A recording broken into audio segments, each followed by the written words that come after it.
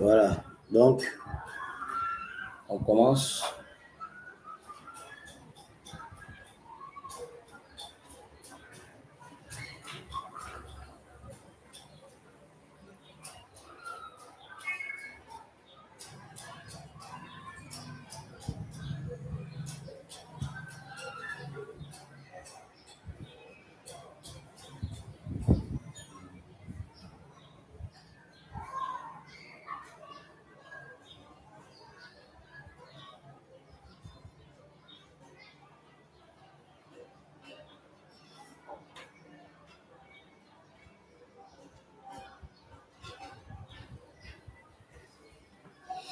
Puis comme vous voyez aujourd'hui, le sujet est très simple.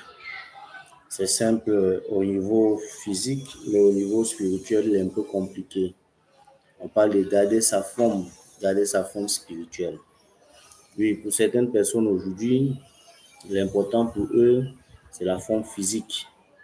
Vous avez vu le sujet qui est le passage qui est accrocheur dans le livre de 1 Timothée, dans le livre de 1 Timothée, verset 8, qui nous dit ceci, dans ma version que j'ai ici, qui dit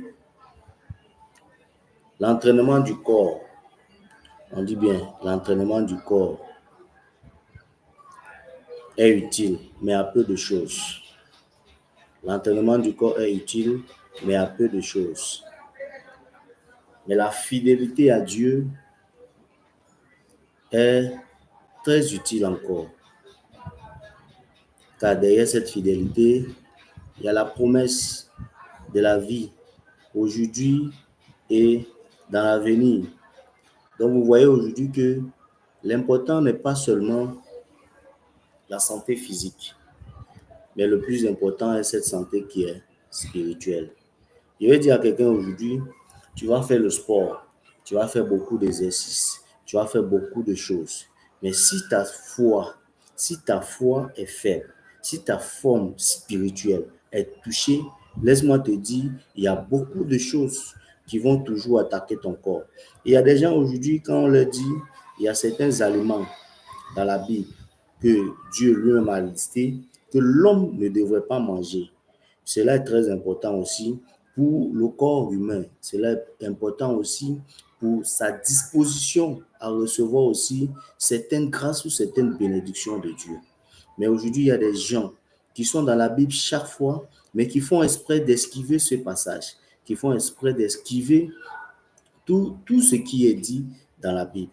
Mais aujourd'hui, nous n'allons pas trop parler de ça. On va parler plutôt de la forme spirituelle pour certaines personnes qui passent leur temps à mettre toutes leurs forces et leurs œuvres dans la santé physique. Le livre de 1 Timothée, dans son verset 4, nous dit « Rejette les contes profanes et les vieilles femmes, exerce-toi à la piété. » La piété est l'une des choses les plus importantes, je pourrais dire, pour une vie véritablement spirituelle, pour un corps en forme. Je dis souvent à quelqu'un, lorsque tu vas faire des exercices physiques, lorsque tu fais tout genre d'exercices physiques, mais lorsque ta foi est touchée, c'est à tous les niveaux. Lorsque tu as une situation, tu ne fais pas de faire des exercices physiques. C'est vrai, les exercices physiques sont importants, les exercices physiques sont utiles, mais c'est utile à peu de choses. C'est utile peut-être à ta forme, à brûler des graisses. C'est utile peut-être à donner une circulation du sang logique. C'est utile peut-être à te donner peut-être d'avoir peut-être un cardio comme certaines personnes disent. Mais est-ce que tu es sûr que c'est ça qui pourra te donner de vivre longtemps, ou qui pourra donner à ton corps de vivre longtemps? Il y a des personnes qui sont pieuses, qui respectent la parole de Dieu, qui respectent Dieu, qui s'accrochent à Dieu, qui marchent comme Dieu veut. Ces personnes ne vieillissent jamais. Ces personnes sont toujours comme des personnes dont leur corps ne lâche pas, parce qu'elles entretiennent leur corps spirituellement. Et lorsque tu entretiens le corps spirituellement, laisse-moi te dire, Dieu va toujours t'accompagner physiquement. Je parle à quelqu'un qui m'écoute. Je sais qu'il y a des personnes qui vont écouter cette vidéo. Il y a des personnes qui écoutent, même pendant que je suis en train de parler. Je suis en train de te dire, toi qui es là, tu as mené, dès que tu allais faire ton scanner à l'hôpital, on te dit ta tension est élevée. Tu allais faire scanner, on te dit au niveau de ton sang là, ça ne circule pas bien. Au niveau de ton cerveau là, ça ne va pas bien. Au niveau de ton cœur là, ça ne va pas bien. Tu es tombé dans les exercices physiques. C'est pas faux. C'est une bonne chose. C'est bon. Mais je te dis encore, ce n'est pas ça qui est le plus important. Non seulement tu peux pratiquer du sport, tu peux faire le sport, mais aussi tu dois comprendre que la foi spirituelle est celle qui est très, très, très importante. Lorsqu'on regarde dans le livre de 1 Corinthiens, à partir du verset 9, on va lire le livre de 1 Corinthiens, verset 9.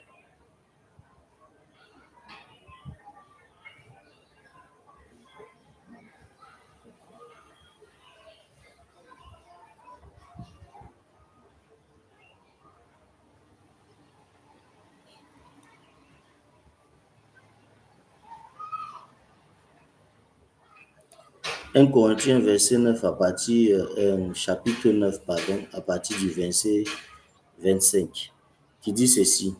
Tous ceux qui combattent s'imposent toute espèce d'abstinence, et ils le font pour obtenir une couronne corruptible.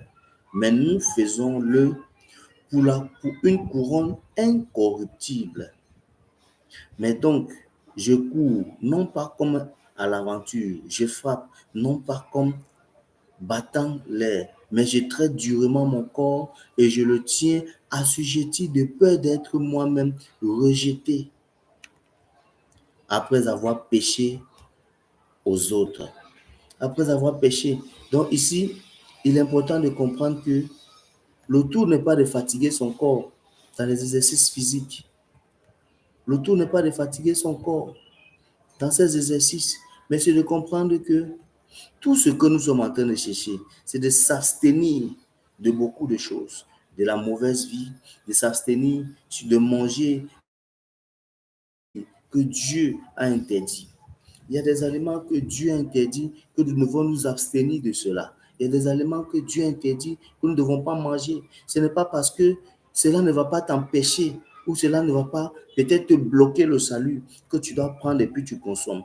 Tout ce que Dieu a créé est fait pour servir, pour être utile à l'humanité et à l'homme, mais n'est pas fait aussi seulement pour que nous les consommons.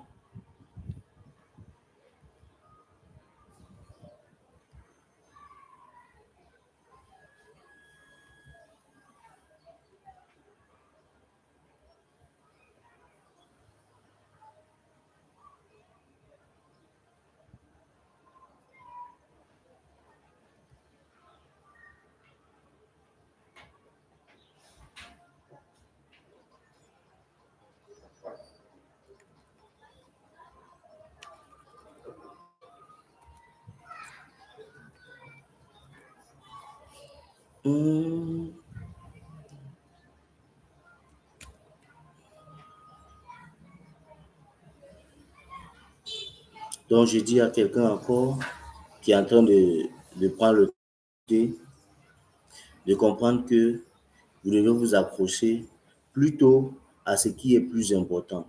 Et ce qui est plus important aujourd'hui pour nous est la spiritualité. Être fidèle en toutes choses à Dieu, être fidèle en toutes choses à ce que nous, malgré toutes les situations, nous devons toujours regarder à l'Éternel.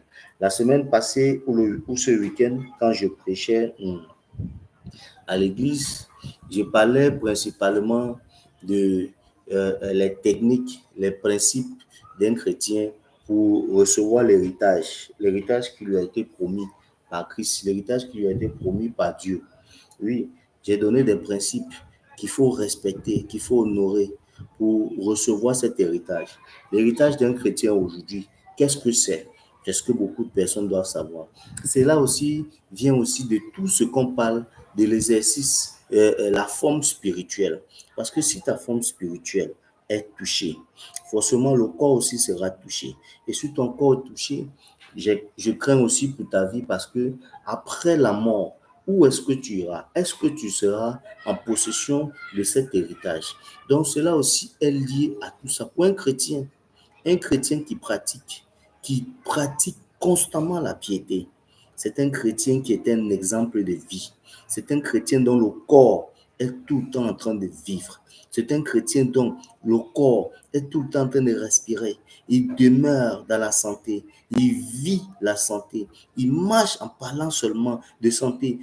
Son corps reflète seulement la santé. Lorsqu'on le regarde, on voit en lui quelqu'un véritablement qui est loin. On a vu les Jean-Baptiste qui mangeaient des sauterelles. On a vu des personnes qui avaient des alimentations compliquées, qui avaient des alimentations qui étaient vraiment à part. Donc cela n'était pas seulement de façon, c'était pas fait au hasard, mais c'était tout simplement parce que eux, ils faisaient tout pour entretenir leur vie spirituelle. L'essentiel, on dit, c'est bon. On va prendre encore un autre verset pour mieux enrichir notre moment parce qu'aujourd'hui, nous n'allons pas trop durer. On a commencé un peu tard et je voulais faire autour de 15 minutes à 30 minutes pour essayer de parler parce que hier, je n'ai pas pu parler. Donc, on va prendre encore le temps un peu de prendre quelques deux versets pour essayer de parler encore un peu de ça.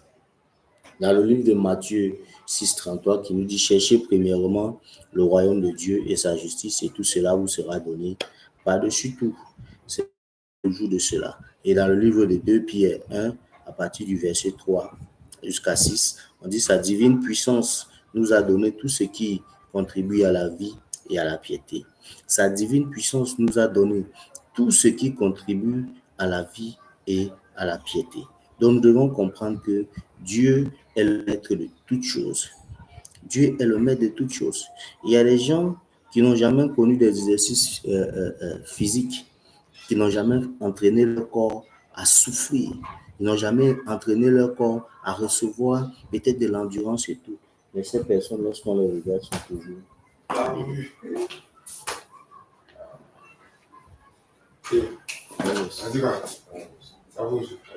À la maison. Ah, Dieu fait bien, ça va. Comment le mouvement? Ah, ça va aussi. Tu es fidèle. Dieu, tu es fidèle. Ça va. Ouais. À la maison. Ouais. Ma fille. Ouais.